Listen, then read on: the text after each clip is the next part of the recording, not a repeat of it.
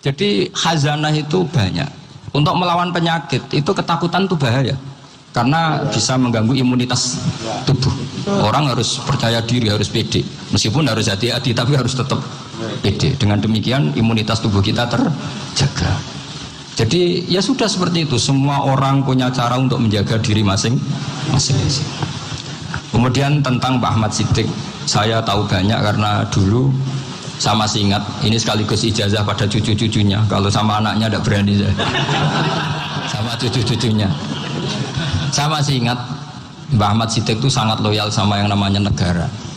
Kita tahu beliau adalah termasuk orang yang bintang ketika Muktamar Situbondo, ketika NU pertama kali nerima asas tunggal yaitu Pancasila. Kayak apa ulama-ulama kita, ya mulai Mbah Ahmad Siddiq, Mbah Ali Maksum, Gus Dur, Mbah As'ad, semuanya lah, termasuk Mbah Mun, semuanya loyal sama negara sehingga NU menerima asas tunggal. Itu saya masih ingat. Karena bapak dulu perwakilan dari NU cabang Lasem. Beliau pernah ngundang Mbah Ahmad Siddiq di sini. Zaman itu zaman Pak Dzufar, ikut ngundang ke sini. Bapak saya. Itu saya menangi beliau ngisi pengajian di hallnya buyut saya, Mbah Umar bin Arabi. Jadi saya ini dzurriahnya Mbah Umar bin Arabi sama dengan keluarganya Ki Hamid Pasuruan. Itu beliau cerita bahwa kemenangan Islam itu tidak harus kita yang menang kangelan. Kadang Allah bikin orang lain yang kangelan, kita yang ikut menang. Jadi dulu kata beliau banyak ulama ketika kita diserang Jepang, saya masih ingat, saya karena pas itu ikut ke Lasem karena saya santri sarang, Mbak Mun ngisi di Lasem, saya ikut di Lasem karena saya masih keluarga. Itu ulama-ulama itu mimpi dibacakan ayat khulibatir rum fi adnal ardi wa hum min ba'di ghalabihim sayaghlibun fi bid'i sinin lillahil amru min qablu wa min ba'du wa yawma idzi yafrahul mu'min. Itu dulu itu ada pertarungan besar antara kerajaan Romawi dan kerajaan Persia. Kita tahu Romawi itu Nasrani. Saya ulang lagi, Nasrani. Nasrani itu percaya adanya Allah, adanya Tuhan, dan percaya adanya kitab samawi. Sementara musuhnya itu Persia, orang yang tidak bertuhan, tidak berdasar kitab samawi. Ketika Persia mengalahkan Romawi, itu orang Islam ikut susah, karena terus dibully sama orang-orang kafir Mekah. Orang kafir Mekah adalah orang yang tidak punya kitab samawi. Katanya orang kafir Mekah, iku lo balamu, jute duwe kitab, jarene di hubungan mbek langit, nyatane perang keok. Paling kon yo podo. Jadi ada analogi bahwa kalahnya orang Nasrani itu dianggap simbol kekalahan orang yang bertautan atau berhubungan dengan langit. Akhirnya orang Islam susah. Saking susahnya orang Islam sampai Abu Bakar itu tanya, ya Rasulullah, lalu orang Romawi menang itu kapan? Terus ada surat turun fibit di sini. Ya kira-kira 3. Abu Bakar pas itu belum alim-alim amat. Jadi ngartikan 3 itu ya 3 betul, sehingga beliau masyhur itu.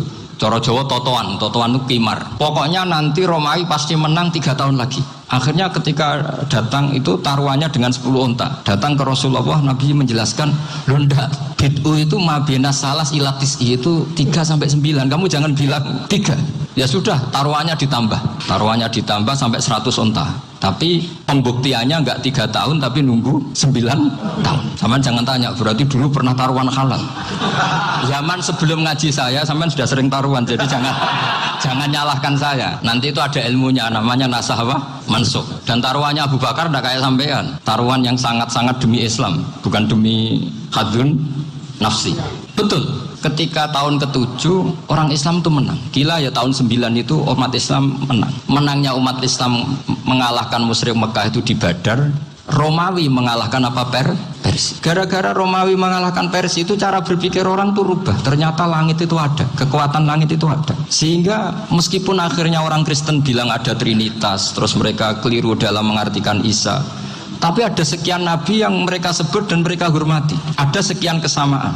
Sehingga dalam Islam, saya ulang lagi, dalam Islam, andai kan disuruh milih orang komunis sama orang Nasrani, Islam tentu sama-sama kerjasama, milih sama yang Nasrani. Karena ini ahli kitab, kerjasama loh, bukan milih menjadi Nasrani. Nanti kamu salah paham, senangannya terus bully. Itu semangatnya pasti hasad ya. Nah, terus lalu relevansinya dengan Indonesia gimana? Wa yauma idzi yafrahul mu'minun. Ketika orang Romawi yang punya kitab Samawi mengalahkan Persia yang tidak punya kitab Samawi, itu orang Islam ikut bunga, ikut gembira. Itu semua kiai banyak yang mimpi seperti itu. Ini cerita Pak Ahmad Siddiq. Saya dengarin itu. Ternyata betul. Jepang itu nggak dikalahkan Indonesia. Jepang, Hiroshima dan Nagasaki dibom oleh apa? Sekutu. Akhirnya Jepang pulang. Pas Jepang pulang, Indonesia merdeka. Itu dulu kiai-kiai sudah nakwil bahwa menangnya Indonesia itu tidak harus mengalahkan penjajah. Pokoknya nanti penjajah ada yang mengalahkan itu. Jadi Indonesia, orang Islam zaman itu tidak bisa mengalahkan Persia. Yang mengalahkan itu Romawi. Tapi orang Islam ikut gembira. Itu sebenarnya wa yauma idzi yafrahul mu'minun binasrillah. Jadi orang itu cara berpikir Quran itu beda. Sehingga saya ini cerita ke cucu-cucu Mbah Siddiq karena ya nasabnya sama sampai saya, karena sama-sama sampai Mbah Sambu. Bedanya keluarga saya lewat Mbah Abdul Azim, kalau yang keluarga sini lewat namanya Mbah Yusuf. Itu saudara sama Mbah Abdul Azim, sama-sama sampai Mbah Sambu. Tapi keinginan saya tentu bukan sekedar silaturahim gagah-gagahan diceluk Gus. Celuk Gus repot. Nara ora alim ra pantes. Nak beling ra pantes. Salam templek 1.000 jaluk swarga.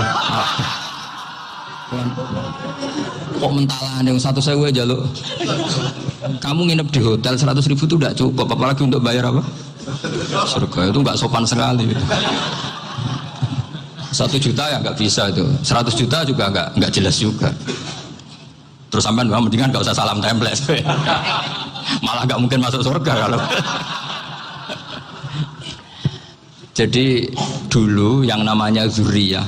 Sampean tenang saja, nasab sampean tidak kalah dengan kita. Karena nanti setelah di kuburan itu gus-gus itu nggak penting. Semua kalau ditanya bapak kamu siapa, jawabannya siapa? Nabi Ibrahim. Sudah parmin parlan hilang semua, sudah aman. Pokoknya nanti karena kalau nanti ditanya malaikat bapak kamu siapa, jawabnya Nabi siapa? Ibrahim. Makanya saya itu pemuja Allah yang serius. Sampean ya pemuja Allah, tapi kan kadang kurang alim. Saya ini pemuja Allah serius. Saya itu kalau ngaji. Ya ngaji biasa belajar, itu sering nangis seneng. Misalnya saya baca tadi, Miftahul Jannah la ilaha illallah, kunci kok dikasihkan. Kita ini masuk neraka gak pantas, enggak bawa kuncinya kok masuk. Harusnya kita ini masuk surga, kita kan pegang kunci surga, gak pegang kunci neraka. Maka aneh kalau kamu masuk neraka itu aneh. Coba kita pegang kunci surga apa kunci neraka? Tapi kadang teman saya suon rokok anu kunci ini. Karena tidak ada pintunya. Terus saya bilang, kamu kok tahu? Memangnya mau ke sana kata saya. Saya tidak punya rencana tahun neraka. Karena nanti di antara syafaatnya Quran itu orang kalau mau masuk neraka tidak jadi. Ya nggak apa-apa ya, diatur sendiri. Jadi di antara syafaatnya Quran itu orang nggak jadi masuk neraka. Jadi syafaat itu ada 2, dari neraka diangkat ke surga, dan itu bisa lama itu. Tapi kalau syafaatnya Quran itu yang belum masuk neraka supaya nggak jadi masuk neraka. Karena neraka juga punya aturan, dia juga kena aturan fikih. Jadi betul ini, saya ada guyon. Jadi kena konstitusi apa? Fikih. Sama tak ceritani syafaatnya Quran itu ada orang itu beling itu fasik. Itu dihafal surat Tabarok. Hafal betul. Tabarakalladzi biyadihil mulku wa huwa ala kulli syai'in qadir alladzi khalaqal mauta wal hayata. Pertanyaannya gini, boleh enggak orang menginjak surat Baqarah? Boleh enggak? Enggak. Padahal orang hafal Quran itu artinya ayat itu ada di hatinya. Fa inna wa ta'ala la yu'adzibu qalban wa al-Qur'ana. Allah tidak akan menyiksa hati yang menyimpan Quran, yang jadi flash disknya Quran, yang jadi rekaman Quran. Singkat cerita orang ini hafal. Pas ketemu Mungkar Nakir prosedur kan, ini orang fasik mau diantemin sama Mungkar Nakir. Prosedur ya, dia kan prosedur standar. Si surat Tabarok akhirnya menjelma jadi seseorang yang gagah berani. Kamu nggak boleh nyiksa orang ini. Saya ini kalamu. Kalau kamu nyiksa dia berarti nyiksa saya. Kamu berani sama kalamu. Wah ya tidak berani jadi Mungkar Nakir. Tapi orang itu nakal, harus saya gebukin. Tapi kata Quran tadi, tapi saya di situ pasti kena saya. Oh debat. Enggak ada lajnahnya, ini gak ikut. Kalau Gus Werjon ikut jadi lajnah. Kalau jadi lajnah pasti kroninan, kalau santrinya dimenangkan. Akhirnya debat. Ya sudah, kita ketemu Allah. Akhirnya Mungkar Nakir sama Quran tadi surat Tabarok datang sowan sama Allah. Terus kata Allah, memangnya kenapa Mungkar Nakir? Saya harus nyiksa dia karena dia fasik ya Allah. Memangnya kenapa surat Tabarok? Saya ada di situ. Menurut aturan orang tuh nggak boleh ijak-ijak Quran. Kalau dia nutuk saya, nutuk Quran, itu harus dikasih tahu fikihnya Mungkar Nakir. Akhirnya Allah ngendikan gini ke surat Tabarok, ya sudah terserah kamu. Kalau terserah pulau Gusti, Mungkar Nakir nggak boleh nyentuh orang ini. Ya sudah selamat. Sehingga terus itu sama baca di termasuk mujizatnya surat Tabarok di tafsir Ibnu Katsir banyak. Karena tadi logikanya malaikat itu juga kena aturan fikih. Sehingga banyak ulama termasuk Said Muhammad ngendikan pertanyaan Mungkar Nakir itu tidak semua orang kena. Kalau semua orang kena, nanti kalau tanya Nabi Muhammad, waman nabiyuka?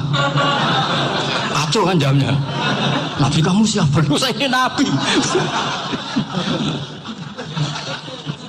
Ya kan? Lah nanti kalau pas ketemu Nabi Ibrahim, waman abuka? Jadi repot kan?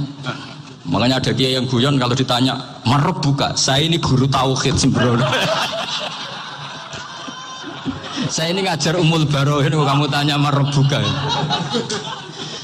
Masyhur itu keramatnya Imam Malik itu. Ada Ashabu Malik, rajulun min ashabi Malik. Beliau ditanya Mungkar Nakir merebuka menabiuka.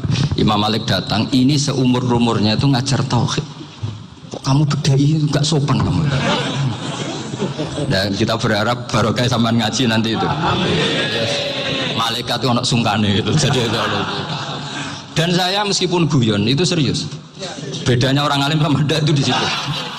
Kalau orang alim itu guyon itu masih benar, masih serius. Coba saya bacakan ayatnya. Ala inna auliya Allahi la khaufun alaihim wa lahum yahzanun. Terus lahumul busyra fil hayatid dunya fil akhirah. Artinya kalau Mungkar Nakir dengan penampilan garang gitu, berarti ada ketakutan apa enggak? Ada. Padahal ciri utama walinya Allah tidak ada ketakutan. Makanya itu termasuk dalilnya Sayyid Muhammad, tidak semua orang alami seperti itu karena wali-wali itu la khaufun alaihim wa lahum yahzanun. Anak kiai ketemu karena kerja buat tidur wedek. Iku rezeki ora kalau pertanyaan itu, nak konan santri piye? Lho isen wis kiai dihanjuti Mungkar Nakir. Malu gak kira-kira? Mesti pelengahan konan santri piye? Nah jawabannya gampang karena pernah ngajar tauhid. Makanya Sayyidina Ali ini cerita ini ada di kitab Nurul Dholam. Sama lihat di kitab Nurul Dholam karangannya Syekh Nawawi Banten. Itu Sayyidina Ali itu ya, andai kan orang biasa mungkin ya agak-agak hasut, tapi ini wali gak boleh kamu katakan hasut. Dia itu mangkal sama Umar. Orang kok setiap orang pernah dibentak, apa dia berani bentak Mungkar Nakir? Penasaran dia. Bagaimana perangnya Umar itu berlanjut enggak gitu kira-kira. Akhirnya minta, ya Allah saya minta kasyaf. Ya karena yang minta Sayyidina Ali karena mau wajah dituruti sama kasyaf. Dilihat Sayyidina Umar pas meninggal itu. Jadi hasud itu ya kadang penting asal baik. Ya betul, bahasa Kanjeng Nabi kadang la hasada illa fisnaten. Itu Nabi bahasakan ya hasad. Gus Werson aja yang nafsirkan ghobtoh itu kan gaya-gayanan sebagai ulama. Aslinya Nabi ngendikannya itu la hasada illa fisnaten. Ulama yang ganti itu namanya ghobtoh. Wong Nabi sendiri nyebut hasad kok kamu tafsiri ghobtoh. Ya hasad ya hasad. Udah ada usah ditawil-tawil pokoknya gitu. Kalau sampean nggak percaya nggak apa-apa. Kok gitu aja kok repot. Karena sampean nggak percaya kemungkinannya dua. Satu nggak ngerti. Dua sama-sama alim. Kan dari awal kalau sama-sama alim kan laisali alimin ayuqallida aliman akhir. Kita nggak perlu saling mengikuti. Ngapain hasud? Biasa aja. Akhirnya Sayyidina Ali kasut. Pas Umar bangun, setelah mati kan bangun, setelah meninggal bangun. Mungkar Nakir datang dengan perang yang sangat garang. Itu digambarkan Sayyidina Ali, matanya itu kalkidril ghali, kayak apa kendil yang apa menganga. Wah seru. Sayyidina Ali senang, paling takut ini Umar. Senangnya bukan main, wah ini mesti takut Umar. Biasa. Ternyata enggak, Umar malah bangkit. Woi Mungkar Nakir deh. Kamu tahu menghadapi siapa?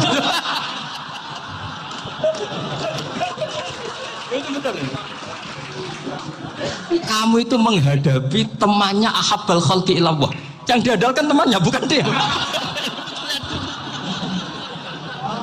Kamu tahu yang kamu hadapi, saya ini teman kekasihnya Allah.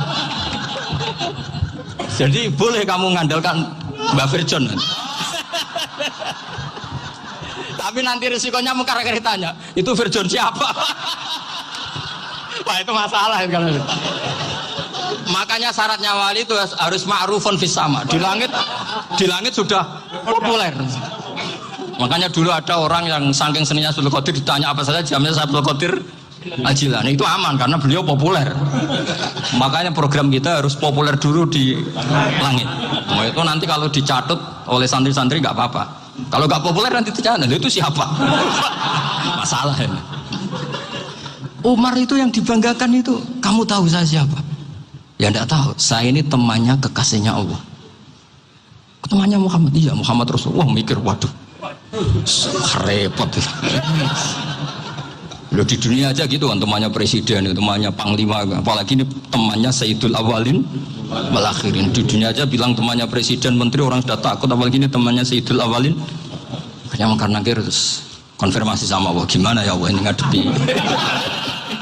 Sebetulnya diadalkan itu temannya, bukan dia. Wah, akhirnya sama Allah dibilang, ya bu, ya sama seorang seperti itu bu yang sopan. Terus semenjak itu Mungkar Nakir itu nggak selalu berpenampilan seperti itu sangat. Jadi semoga itu konsisten sampai nanti. Jadi kamu kalau ingin nggak takut Mungkar Nakir, jadi wali dulu. Karena syaratnya tadi hanya wali sing la khaufun alaihim wa lahum yahzanun lahumul busyra fil hayatid dunya fil akhirah. Jadi orang itu kalau ngaji itu harus khatam. Jangan semuanya kena pertanyaan. Dan kalau semuanya kena pertanyaan nanti repot. Kalau Nabi Muhammad ditanya waman Nabi juga. Nabimu siapa? Lu kan terus jadi aneh. Jadi makanya ngendikane Sayyid Muhammad semua ulama lah, enggak ada am kecuali ditaksis.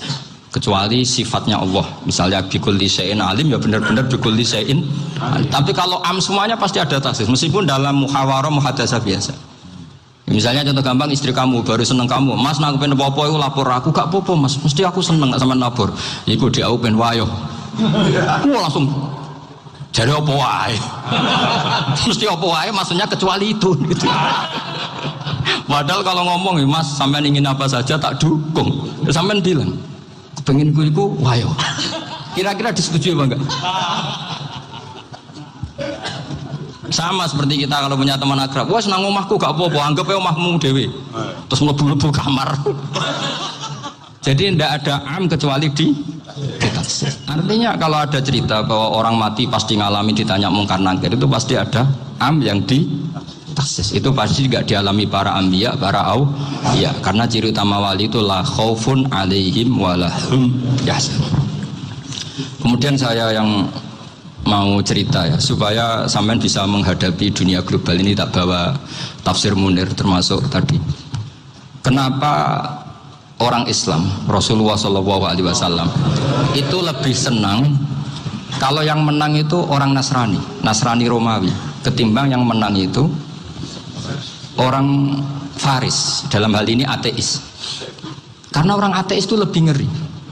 Sebetulnya beberapa penemuan sains, terutama di ilmu medis, itu orang Amerika, kayak cloning. Tapi orang Amerika itu masih dilarang oleh gereja untuk mengaplikasi. Karena nanti bayi cloning itu dipakai suku cadang. Di Amerika masih ditentang oleh fatwa-fatwa agama, baik Islam maupun Kristen. Tapi di Cina itu dipraktekkan. Karena nggak ada halangan agama. Di Cina itu biasa ada kondom diolah lagi jadi alat-alat aksesoris. Di Amerika tidak ada karena masih ada agama, masih ada larangan. Sehingga orang Islam itu lebih takut kalau yang menang itu Persia, karena terus cara berpikir ternyata Tuhan itu tidak ada, langit nggak ada perannya. Jadi ketika yang menang Nasrani masih berpikir itu pertolongan Tuhan, meskipun mungkin cara mengatakan Tuhan beda dengan kita. Tapi ada satu kesamaan bahwa kekuatan samawi itu ada. Nah, itu disebut ghulibatir rum fi adnal ardi wa hum min ba'di ghalabihim sahlibun. Di sini diterangkan oleh Syekh Nawawi supaya kamu tidak salah paham.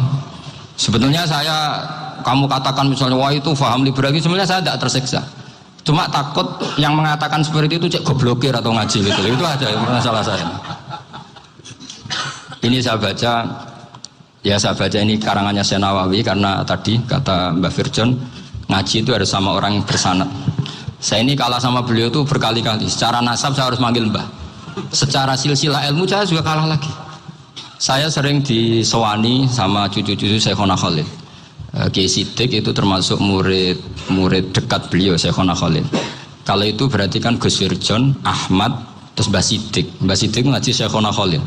Syekhona Khalil itu pernah ngaji langsung sama Sayyid Zaini Tahlan. Berarti beliau dari Sayyid Zaini Tahlan itu baru generasi kelima. Sementara saya itu sudah ketujuh atau keenam. Saya, Mbah Mun, Mbah Karim misalnya, Mbah Hashim, Mbah Mahfud Termas, Sayyid Abi Bakar Sato yang ngarangnya Anatul Talibin, baru Sayyid Zaini Tahlan. Berarti saya ketujuh, kalah lagi. Tapi untuk jadi wali biasanya cepat saya. Karena syaratnya jadi mbah itu ngalah demi putu. Jadi kalau beliau ngotot, saya dulu Gusti, saya mbahnya. Wah itu mbah yang nggak baik. Nanti jatahnya dikasihkan apa? Cucunya dulu. Makanya Abdul Muthalib itu orang yang dapat wangsit, tapi yang jadi nabi itu cucunya. Jadi dalil saya banyak. Sebenarnya Abdul Muthalib itu sudah sering dapat wangsit. Karena saya bahasakan wahyu, Nabi yang protes, enggak Nabi kok dapat wahyu. Tapi sebetulnya Abdul Muthalib itu masyhur. Kalimat-kalimatnya menunjukkan bahwa beliau itu sudah dapat wahyu. Kalau nanti cucunya itu jadi apa? Nabi. Makanya senangnya bukan main Abdul Muthalib sama Rasulullah. Putu seneng, mbah seneng putu. Jadi mungkin, jadi sampean enggak usah protes loh. Yang jadi wali kok cucunya. Betul. Dulu Mbah Hamid Pasuruan itu kalau Mbah Ahmad Siddiq ke sana, Mbah Hamid Pasuruan kalau manggil Mbah Ahmad Siddiq itu paman. Tapi pamannya minta ijazah ke ponaan. Apa ya gara-gara itu memang. Kalau itu masih berlaku, apa? Ngalah tadi. Kayaknya masih, apa? Hawannya masih gitu. Hawannya masih. Karena melihat tren-tren langit masih gitu kayaknya masih. Masih itu. Ya. Tapi banyak tetap dapat jatah, tenang saja nanti. Tapi memang sebaiknya mbah itu legowo.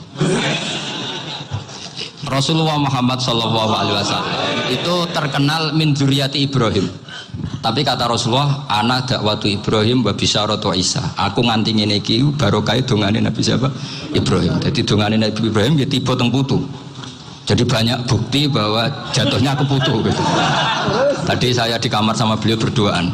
Nih Mbah sing dadi wali di sini, aku webang. Cocokan tadi. Nah kenapa saya akhir-akhir ini gulirkan daftar wali? Kenapa? Saya ini resah ya, orang sudah ingin dicintai pejabat, dicintai tetangga, dicintai teman. Tapi kadang-kadang orang lupa lagi dicintai Allah. Makanya saya meskipun guyon, tapi ini amdan, bukan sahwan. Supaya orang punya cita-cita lagi jadi wali, ingin dicintai Allah. Kita ini terlalu lama ingin dicintai makhluk. Boyau naik kelas sedikit lah. Ingin dicintai Allah Subhanahu wa Ta'ala. Meskipun saya guyon, tapi tadi guyon saya tuh lebih serius ketimbang serius Anda. Karena tak pikir. Saya tuh kalau pergi itu seneng ngebis, bukan karena saya tidak punya mobil, tapi saya sering mau butuh itu supaya nggak diganggu. Karena saya tuh harus punya waktu sendiri. Kalau bis kan ketemu orang nggak kenal, tapi sekarang ya agak susah, banyak yang kenal. Dan susahnya lagi nggak minta ijazah, minta foto. Aduh. Repot tuh. Mau dibenci itu umatnya Rasulullah Shallallahu Alaihi Wasallam. Mau disetujui itu sanatnya mana? Kalau ketemu orang alim minta apa? Foto. Itu nggak ada sanatnya. Nggak tahu saya itu mazhab dari mana itu. Ya mazhab milenial yang jelas itu kan. Ini tak baca ya biar dapat. Karena ini kenangan saya sama Mbak Ahmad Siddiq. Saya masih ingat betul beliau ngisi hallnya Mbak Abdullah bin Umar, berarti abahnya Mbak Hamid. Karena mbah saya itu Fatimah binti Khalid bin Umar. Kalau Mbak Hamid itu Hamid bin Abdullah bin Umar. Itu saya masih ingat betul zaman itu Mbah Hamid siap hall di Lasem itu rawuh dan saya derek mbah saya karena masih misanan datang ke Lasem. Itu beliau pas itu ngisi sama Mbah Mun. Mbah Mun masih muda, Ki Ahmad Siddiq sepuh senior. Itu beliau cerita bahwa Dulu ketika Indonesia dijajah Jepang itu para kiai mimpi dibacakan ayat khulifatir rum fi adnal ardi wa hum mim ba'di ghalabihim salim. Terus ada kiai yang tanya, takwilannya gimana? Ya nanti Jepang pulang bukan karena kita yang mengalahkan, tapi Jepang ada yang mengalahkan sendiri meskipun tidak kita. Kayak dulu Faris tidak dikalahkan Islam tapi dikalahkan Romawi, tapi yang senang umat Islam. Wa yauma idzi yafrahul mu'min. Itu luar biasa ulama-ulama kita. Delalah kejadiannya Indonesia seperti itu, yaitu kita tidak mengalahkan Jepang, tapi Jepang pulang sendiri karena dikalahkan apa? Sekutu. Ya ini saya baca. Ini tidak usah dicek bacanya benar apa enggak, sudah aman, apa? Aman. Karena kalau saya salah itu ya sengaja. Artinya ya sengaja saja. Ya biasa maksudnya. Saya kemarin ngisi di Pondok Peloso, di Pondok Al Munawir Jogja. Salah itu ada dua, ada salah memang benar-benar salah, itu nggak apa-apa, bisa dimakfu karena mesti sangke wong goblok salah yang terus itu. Ada salah bawaan ilmu, itu repot tuh dadaninnya. Karena misalnya kita yang biasa belajar qiraah sabah wayah sibuhu, mesti diulang lagi wayah sabuhu, karena qiraahnya Imam Asim itu hasibah yah sabu bifat hisin, sementara kita kalau ngaji kitab kulino yah sibu. Sehingga kita yang biasa belajar sabah itu kalau baca kitab itu kayak orang bingung. Kadang-kadang yang ngaji juga bingung. Gus Pak mau di bulan pilih. Ya tepat-tepatan. Ada yang mengatakan Gus Pak bingung, ada yang mengatakan Gus Pak alim alama. Ya tepat-tepatan nasib tadi. Karena memang ya sabah memang seperti itu. Misalnya kufuan. Kufuan itu Imam Asim baca kufuan. Tapi beliau punya murid namanya Syu'bah. Itu kalau baca kuf'an. Makanya kita itu, ini kan khataman Quran ya, jadi saya menyinggung sedikit tentang qiraah sabah. Tadi beliau juga sudah tak kasih kitab saya Hifdzuna li Hadal Mushaf. Sama tak ajari latihan sabah, memang angel ya. Makanya yang nggak bisa itu wong pinter, sudah tahu angel ya nggak usah diteruskan kan. Orang menghindari barang angel itu pinter apa goblok? Pinter. Berarti wong goblok pinter. Saya tuh makanya sama orang goblok tuh respect. Jadi orang alim tuh angel apa gampang? Angel, menghindari barang angel pinter apa goblok? Loh, orang menghindari barang angel pinter apa goblok? Pinter. Berarti wong goblok pinter. Jadi saya sama orang-orang goblok itu respect. Sudah tahu jadi orang alim angel, ya barang angel ya harus dihindari. Makanya saya ini insya Allah umatnya Nabi yang termasuk yang terbaik. Amin. Karena mencintai umatnya Nabi termasuk yang goblok. Waduh. Itu tidak gampang itu. Karena tadi sudah tahu ya, seperti itu loh orang naik Panjat Pinang. Itu yang naik karena ingin hadiah. Yang nonton sudah tahu, wah licin kok dinaikin mau keplodok ya. Tapi orang sepakat yang nonton juga pinter karena sudah tahu ribet kok. Tukun yang pasar kena lah apa mana. Sama juga gitu. Ngalim tafsir angel, ngalim fikih angel. Nanti akarek ngaji ngerekam kan gampang. Itu pintar apa goblok? Pintar. Iya. Makanya kalau niku mbok burohno ngono tok. Saya tadi dinasihati Mbak Virjon, moga-moga hati saya selamat. Saya itu meskipun kata orang banyak, muhibbin saya banyak, tapi saya insya Allah tidak riya. Saya itu pakai kitab namanya Tasfidul Fuad, itu karangannya Said Abdul Al-Haddad. Ketika beliau punya muhibbin banyak ditanya, bagaimana ya Habib Anda menjaga hati Anda? Jamnya Said Abdul Haddad itu nih, innama azzamu Allah. Mereka itu sebenarnya menghormati Allah, cuma butuh sarana, dan itu saya. Jadi saya tahu sampean semua itu mencintai Quran, mencintai sunnah Rasul, mencintai hadis-hadis Rasul. Cuma sampean kan karena nggak paham, terus manfaatkan saya. Jadi sebenarnya saya ini korban. Korban saya. Jadi saya mau riak gimana? Korban kok mau. Bangganya di mana tuh? Coba sampean misalnya ngaji tafsir, belajar sendiri kan susah. Terkibnya susah, maknanya susah, bahkan beli kitabnya kadang tidak kuat. Untuk jadi alim tafsir itu kan harus beli kitab. Loh, saya sering belajar kitab itu jutaan. Tafsir Tobari, saya pernah beli kitab Fakhrur Razi itu berapa coba? 27 jilid. Karangannya Fakhrur, belum karangannya ulama modern Imam Sa'rawi. Itu berapa jilid? Itu jutaan.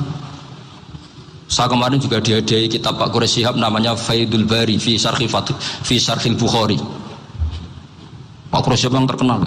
Dia sering diskusi sama saya ngasih hadiah beliau ngasih hadiah saya. Wah itu harganya nggak kuat. Tidak kuat kadang di Indonesia nggak ada coba. Dan sama orang hebat menghindari kesulitan itu.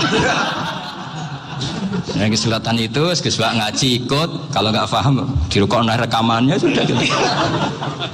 Pinter mana sampean sama saya? Pinter sampean kan? Bikin sosis susah, beli aja kok repot kan. Makanya nggak boleh orang bilang, wah aku goblok reso tafsir, aku wong pinter. Makanya nanti kalau saya ketemu Nabi tidak termasuk orang yang mentahkir orang Islam. Kafabil mari isman ayah kira akhahul muslim. Jadi cukup orang itu dosa kalau menyepelekan orang Islam, termasuk darani sampean goblok itu dosa. Caranya nggak darani goblok ya tadi di logika tadi. Alim itu angel, dari angel itu pintar. Berarti wong bodoh pintar ya sudah gitu. Tapi tetap bodoh. Tapi ini satu cara untuk saya respect gitu.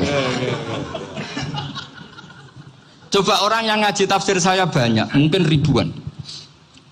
Itu sebetulnya mencintai Quran. Karena Quran adalah kitab suci yang panduannya umat Islam. Sangat mencintai Quran. Terus kemudian mereka nggak paham. Terus mencari orang yang memahamkan. Burono lah cara Jawa ini. Terus keren saya itu di mana coba? Lah terus mereka kurang ajarnya gini. Kalau paham itu ya alhamdulillah paham. Kowe nak ngaji Gus wae ngono tok. Tapi nek ora paham, ora nyalano akal. Mari Gus Banan nerangno cepet mulane gak paham. Ora kok nyalano teke sing lelet tuh. Itu kan Masya Allah, naudzubillah. Sebetulnya tingkat kurang ajarnya tinggi Gus sebenarnya. Jadi kalau nggak paham itu kadang nggak nyalahno uteke. Kayak mau misalnya, mau mari mikir aja jelas. Padahal misalnya jelas orang mesti paham, bodoh. Paham ya? Jadi kata Sayyid Abdul Haddad, innama azzamu Allah. Sebenarnya mereka itu sangat menghormati Allah. Makanya kita nggak perlu mengatakan wasilah itu kafir, nggak akan.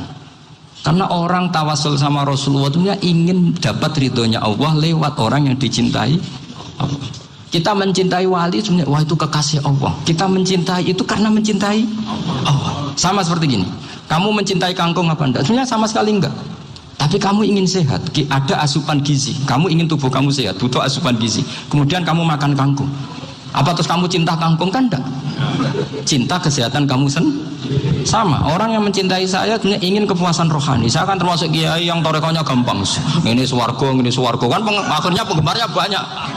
Coba kalau kamu ini neraka. Jadi sebetulnya Anda mencintai kepuasan Anda sendiri. Nah, saya ini korban.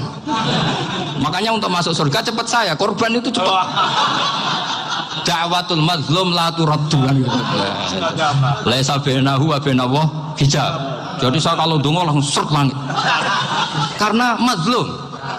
Saya sinau tafsir itu, Mbak, sampean bayangkan ada tafsir itu sudah 27 jilid. Sing ngarang Fakhrul Razi itu buletnya bukan main. Karena dia ahli filsafat. Buletnya Masya Allah. Sudah gitu sinau Jalalain kadang dikomen oleh Sawi. Sudah kita percaya Jalalain dibuli Sawi. Percaya Sawi dikandani, "Oh iku Maliki rasa ribet." Sudah gitu sinau Qurtubi, sinau tafsir Tabari itu susahnya. Belinya susah, belajarnya susah. Padahal saya punya keluarga, punya istri, punya anak. Bayangkan kalau istri saya rewel kayak istri sampai. Wah itu, tapi alhamdulillah enggak. Sama sekali enggak. Allah sudah milihkan, wah ini bahaya kalau punya istri rewel. Imam Sibawai itu kitabnya banyak, tapi yang terbukukan hanya kitab Sibawai. Karena beliau kalau sudah belajar lupa istri. Hanya pas beliau di pasar, kitabnya dibakar semua sama istrinya. Karena dianggap saingannya. Ternyata yang dicerai tidak kitabnya, malah istrinya. Itu Imam siapa? Sibawai. Tapi alhamdulillah kitab saya nggak terbakar, aman. Saya teruskan ya. Jadi untuk menjaga riya dilatih innama azzamu Allah. Sebenarnya mereka itu menghormati Allah. Sehingga wasail itu sebenarnya nggak pernah jadi subjek pelaku utama, enggak. Tetap Allah. Sebab itu kata Sayyid Muhammad, kamu kok mengatakan wasilah itu kafir itu gimana? Ketika innallaha qad ba'atsa lakum taluta malika. Talut itu ya manusia.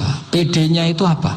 Inna ayata mulkihi ayyatiyakumud tabut fihi sakinatum min rabbikum wa baqiyatum mimma taraka ahlu Musa wa ahlu Haruna tahmiluhul malaika. Jadi beliau pede itu kalau bawa sunduk semacam peti sakti, sing di situ ada baqiyatum mimma taraka ahlu Musa wa ahlu Haruna tahmiluhul malaika. Ya kayak semacam jimat. Tapi saya bukan mensyariatkan jimat enggak, karena nanti banyak penjual yang pembohong juga gitu loh. Cuma cerita, kamu tidak usah mengatakan kafir. Dulu Tolut PD-nya kalau bawa sunduk semacam peti kesaktian yang di situ ada baqiyatum mimma taraka alu Musa wa alu Harun tahmiluhul malaikat. Sehingga Khalid bin Walid meskipun beliau sahabat dan menyaksikan wajah Rasulullah SAW, itu bawa sya'aratun min sya'aratihi Rasulullah SAW, bawa rambutnya Nabi. Perang kemana-mana itu diletakkan di pecinya. Nanti sama tanya lagi, masa pakai peci Khalid bin Walid itu? Wah panjang, sampai itu repot. Sampai tak warai ngaji usul fikih. Usul fikih itu kalau ngaji itu ada istilah tangkihul manat. Ini mesti ini wilayah yang kita bisa berdebat sama Mbah Firjon. Dulu itu musuh saya karena saya makili Anwar, beliau makili Peloso. Tapi tahu-tahu kalah tua terus saya mengundurkan diri. Di fikih itu ada istilah, ada tangkihul manat, ada tahqiqul manat, ada tangkihul manat. Tangkih itu kira-kira gini, lafadz hadis itu dibuang sekian untuk tahu bahwa itu madarul hukmi. Misalnya gini, tak beri contoh paling gampang. Sama harus paham, kalau nggak paham nggak pinter-pinter. Ja'a a'rabiyun ila Rasulillah sallallahu alaihi wasallam. Ya karena ini menghormati Mbah Ahmad Siddiq, beliau orang alim, jadi ngaji ini tetap ada suasana alim. Ya harus ada suasana alim, nggak perlu jadi orang alim, tadi susah. Sudah ngedari susah itu pintar, sudah itu aja. Jadi orang alim susah, ngedari barang susah pintar, berarti orang tidak alim pintar. Nah, meskipun tetap sudah itu pegangi sampai mati nanti. Loh, jadi orang alim itu repot. Itu kata Imam Ghazali, kalau orang alim kalau mau masuk surga itu sama Allah nggak boleh. Kif, kamu nggak boleh langsung masuk surga. Coba cari umat kamu, syafaati dulu. Dan saya takut nyari sampean tidak bisa kembali. Saya tidak punya rencana itu. Pokoknya mau masuk. Boleh sampean kuaduan, aduan balik raroh deh, wah repot nanti saya. Berat jadi orang alim itu berat. Ya saya teruskan ya. Ada tangkihul manat. Ja'a a'rabiyun ila Rasulillah sallallahu alaihi wasallam. Faqala ahlaktu wa ma ahlakaka qal waqa'tu imraati fi nahari Ramadan. Ya sidang cerita, saya ini rusak ya Rasulullah. Kenapa? Karena saya menjima istri saya fi nahari Ramadan. Kata Nabi, kamu harus bayar kafarah. Napa Nabi kafarah? Puasa 2 bulan. Wong baru 1 hari aja terjadi gitu kok disuruh puasa 2 bulan. Ya tidak kuat ya Rasulullah. Baru berapa hari saya puasa aja kecelakaan seperti itu. Apalagi kalau sampai 2 bulan. Tidak ya Rasulullah. Ya sudah kalau gitu kamu pertama ngasih makan apa? Idku rokobah kan, pertama merdekakan budak. Tapi kan sekarang nggak ada budak, makanya terus sekarang langsung puasa. Wah ini nggak bisa semua. Ya sudah ngasih makan orang 60. Kasihkan siapa ya Rasul? Ya orang fakir. Saya ini paling fakir. Di kampung saya ini orang paling fakir. Jadi mulai dulu orang fakir itu hubungan suami istri itu paling lancar. Mulai dulu. Makanya orang fakir itu anaknya banyak. Karena hiburannya hanya itu. Wong Ramadan aja. Coba mau ke ATM nggak punya uang, mau antri di bank nggak punya, mau apa coba? Itu mulai dulu. Ini sanatnya mutasil. Wah, akhirnya sudah sanksinya kan tadi ya idku rokobah atau puasa 2 bulan berturut-turut atau ngasih makan 60 orang miskin. Lalu kata ahli usul fikih, kata a'rabi dibuang, nggak menjadi catatan hukum. Orang kota pun kalau melakukan itu juga kena sanksi yang sama. Imro'atau juga dibuang. Andai kan itu dilakukan untuk amatnya juga ketentuannya sama. Nah sekarang perdebatan antara Imam Syafi'i dan Imam Malik begini. Sekarang pertanyaan gini, jima istri itu hukumnya boleh apa haram? Boleh kan? Lalu kalau ada orang tanpa udzur kemudian makan siang-siang, cara Imam Malik hukumnya sama, harus kena sanksi yang sama. Karena sama-sama hadku hurmati Ramadan bi ghairi udzrin syar'iyyin. Sama-sama merusak hukum Ramadan tanpa udzur syar'. Lo jima itu tidak zina. Kan hukumnya jaiz. Nah sekarang makan hukumnya jaiz, harusnya juga kena ketentuan yang sama. Cara pikirannya Imam Malik. Nah alhamdulillah Imam Syafi'i gak setuju. Wah cara setuju repot. Bahkan orang-orang Syafi'i sudah punya khilaf, kalau gitu minum dulu. Iya biar iftarnya pakai minum. Setelah minum baru jima kan. Ya. Ini sudah menyiapkan khilafnya. Ini khas Syafi'i ini, bongsong rekayasa hukum. Nanti bisa belajar jauh cara ngakali hukum. Makanya guyonan yang masyhur Gus Dur itu gitu. Ada seorang kiai atau Gus lah, ya punya salah, namanya manusia kan punya salah, entah cangkruk entah apa, pokoknya punya salah. Ada wartawan yang ngiranya semua kiai itu orang suci, sehingga tanya sama Gus Dur, Gus itu ada kiai kok, ya pokoknya salah lah. Tapi jangan bayangkan dosa besar, enggak, kecil-kecil aja. Itu gimana itu? Padahal kiai kan orang suci. Jawabnya Gus Dur lucu. Ya justru yang boleh salah itu para kiai. Kalau kamu nggak boleh. Kok bisa Gus? Karena mereka tahu caranya tobat. Repot. Kalau kamu nggak tahu caranya. Sama pelanggaran hukum itu ya harus pakar-pakar hukum. Itu yang tahu caranya rekayasa. Kalau kamu ya kena pasal kan ya. Jadi kamu jangan niru saya. Saya ini punya sekian cara untuk nah, itu namanya khilah. Makanya kata Sayyid Muhammad, kamu tidak usah anti khilah. Karena Abu Hanifah itu membolehkan khilah. Kitabul khiyal. Yang penting kamu soleh dulu. Setelah soleh nanti Allah maklumi. Soleh dulu. Syaratnya soleh dulu. Kalau tidak soleh jangan. Contohnya gini, ada orang mau puasa lemes sekali, mau makan. Gampang. Kalau langsung makan kan kayak hadku hormati Ramadan biwiri udrin syariah. Aku langsung mau jembera sowan Mbah Firjon. Sudah status saya Pak musafir. Ya sudah berangkat aja sampai Tuban makan. Nanti kalau nggak jadi ya nggak apa-apa sudah. Mulai pergi sudah musafir. Saya tidak tahu nanti malaikat tertarik ngebuki nggak tahu. Tapi itu ada khilafnya. Asal soleh. Karena kata Sayyid Muhammad dan semua kitab mengatakan itu. Kalau zaman nggak tahu ya kebablasan.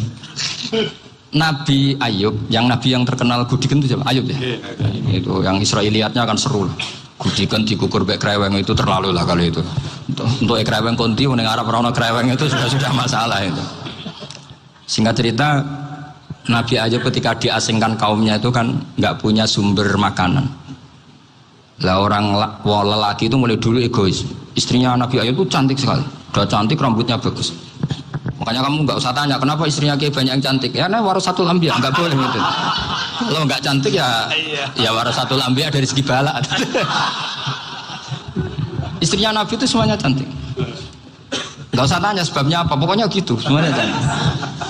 Singkat cerita, beberapa kali istrinya Nabi Ayub itu kerja demi bisa nafkahi Nabi siapa? Suatu saat itu tidak ada pekerjaan yang cukup untuk beli roti. Satu-satunya peluang dapat rezeki itu putrinya raja itu rambutnya berondoli. Terus ada sayembara siapa yang rambutnya bagus mau dibeli. Sampai rambutnya istrinya Nabi Ayub itu dijual. Nabi Ayub tersinggung karena itu mengurangi kecantikan. Jadi lelaki mulai dulu gitu. Udah nggak urun kalau istrinya nggak cantik itu komplain. Itu khasnya lelaki. Jadi kalau kamu gitu ada sanadnya juga, tenang saja ya. Komplain ya pegawai itu. Saking mangkalnya Nabi Ayub terus ngendikan la adriban naki mi'ata sautin. Kamu akan saya pukuli dengan mi'ata sautin atau dengan 100 cambukan. Atau mi'ata dikhtin atau mi'ata apalah sesuai konteks zaman itu. Engko namun pecut tuku konting kok ribet lagi.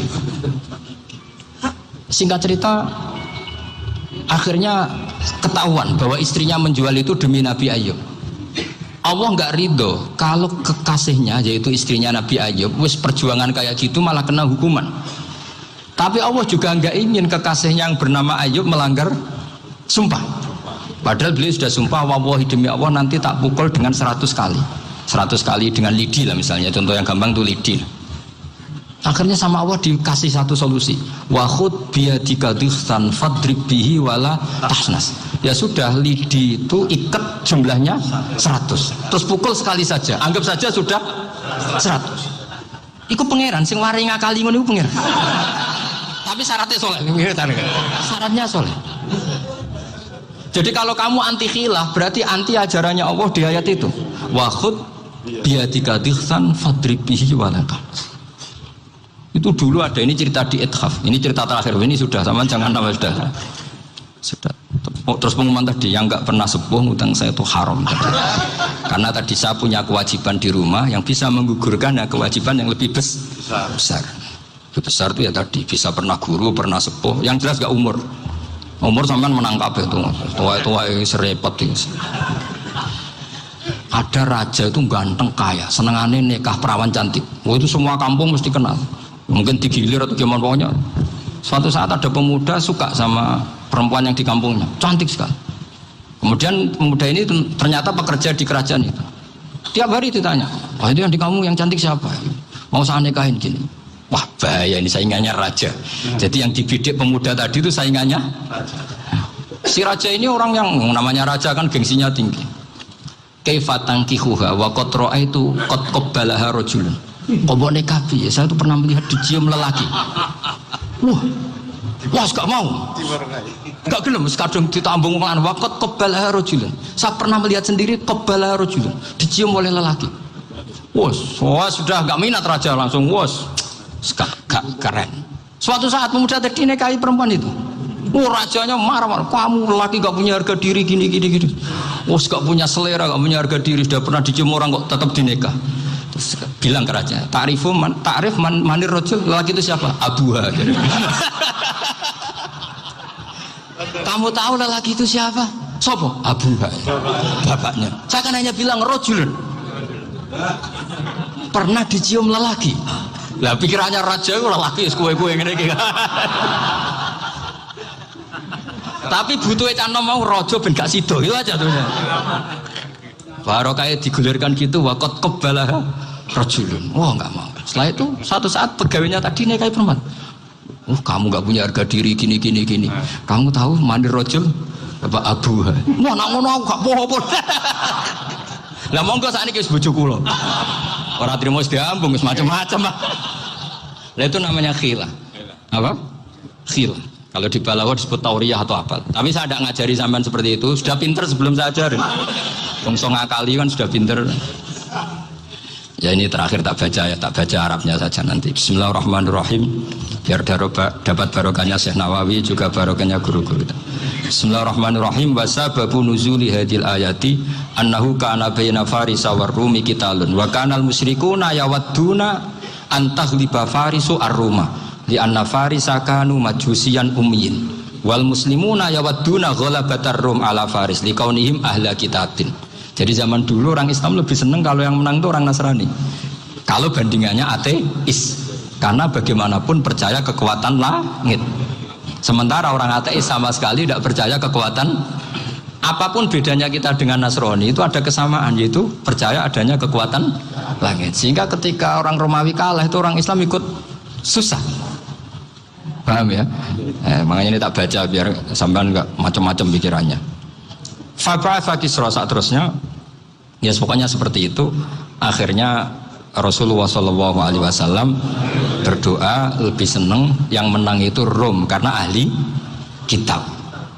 Artinya apa? Kemenangan ahli kitab adalah kemenangan makhluk atau hamba Allah yang mentautkan kekuatan kita di bumi dengan kekuatan langit. Makanya saya berharap selain kita ikhtiar medis, kita harus memperbanyak istighfar. Bagaimanapun semua itu dari Allah Subhanahu wa Ta'ala. Kita menghormati negara dengan ikhtiarnya, tapi saya mohon sekali kita juga istighfar, karena semua itu juga ditentukan oleh Allah, oleh langit.